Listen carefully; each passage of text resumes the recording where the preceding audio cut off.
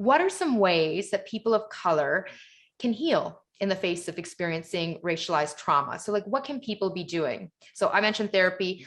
What else?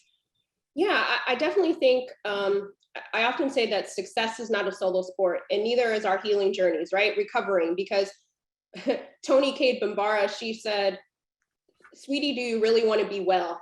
And I often think about that line in a book of hers, because oftentimes we say we want self-care, we want healing, those sorts of things, but we got to be honest with ourselves. Do we want to be our most healthiest self, right? And some of that takes work, right?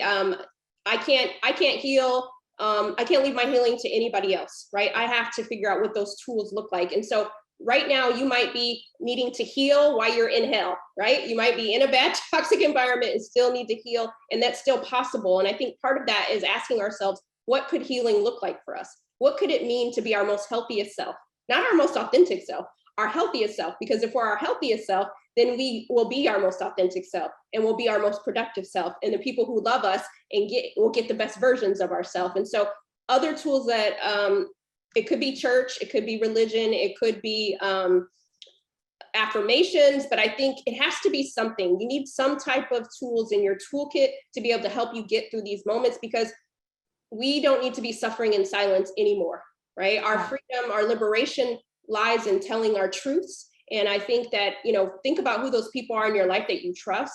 And one of the things for me, I was nervous about therapy, but I sought out a Black woman therapist so that I could talk about some of these things that I was experiencing. And I just feel like our mental health is part of our self-care. And I just want us all to be free, essentially, and be whole. And I think I offer a lot of tools in the book, but I think figuring out what healing looks like for you and figuring out what you need and who you need, who are those healing advisors, who do you need in your life to help you stay on that journey, because our healing will require maintenance, because we may go into another environment and we don't want to experience PTSD, post-traumatic stress disorder, right? So we need to deal with some of those issues now so that we can pack lighter and really do the best work of our careers.